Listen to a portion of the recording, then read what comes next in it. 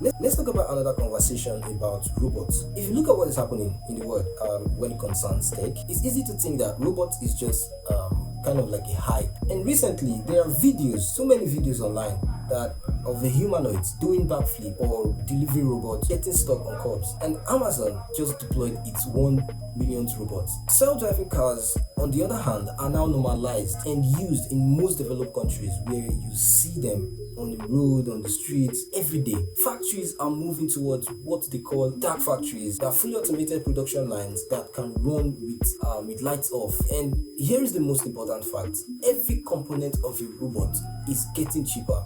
Say like the sensors, the motors, compute power, batteries, all of that. Believe me, when costs drop, new use case opens up. Things that didn't make economic sense 5 years ago now make perfect sense today. And that is why now is the moment. If you're a founder and you're looking for opportunities, and you might think that software is a safer bet right now, but because it only requires lower cost to start, it is fast, of course, to build, easy to iterate, and it has more advantage. But let me give you some numbers. There are over 15,000 marketing software companies right now.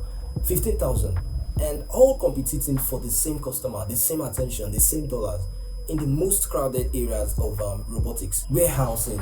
There are about 700 companies worldwide, and in humanoids, everyone is talking about, there are nearly 200 currently existing. Now, do you see the difference? Okay, let's say that you and a friend start a robotics company in 2026. You will not be competing with 15,000 software companies that, like I mentioned, but instead you'll be competing with just like 100 of existing robotics company with a narrow suited niche. Now, that is not to say that robotics is easy.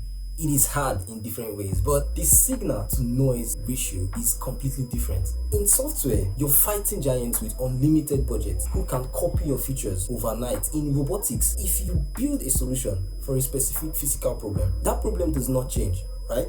And the data you collect from real deployment becomes a moat, and that is hard to cross. Now, let me explain what I mean by a moat. In software, your data advantage is often temporary.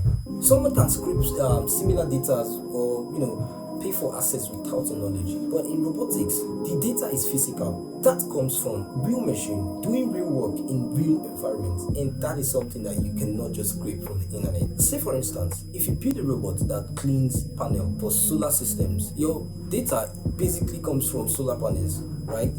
Every deployment teaches you something new about how dirt accumulates, how weather affects cleaning, how different panels material behaves, and your competitors or any other robotics company cannot get that data without deploying their own robot. The more data a robot learns or gathers with time, the more it gets better and its model gets better. Better models mean more capabilities. There are startups right now building entirely around these data problems, helping robotics company collect, label, and manage data that they need. That's how early we are in this wave. So if you are convinced that something is really happening in the robotics system, the problem now is, where do you actually look? Now, let me give you two mental models. Think about a supermarket that is specially designed for robots, where every shelf is perfectly aligned, every product is in exactly the right spot. That is a structured environment. Now, I want you to think about another supermarket,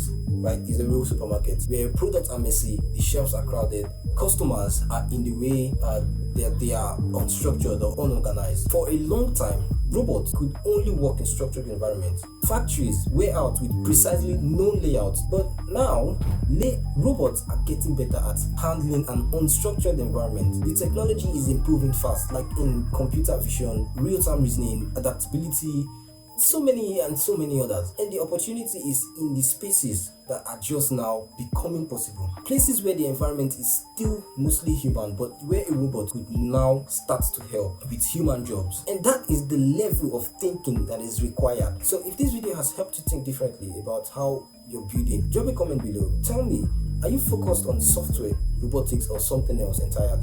What is your biggest question right now? Hit the like button if you want more deeper dive like this, because it tells you to show this to other founders who need to hear this. Also, don't forget to subscribe to my channel. Every week, I break down what's actually working in AI, SaaS, and business growth. Thank you for watching. And now, go build something.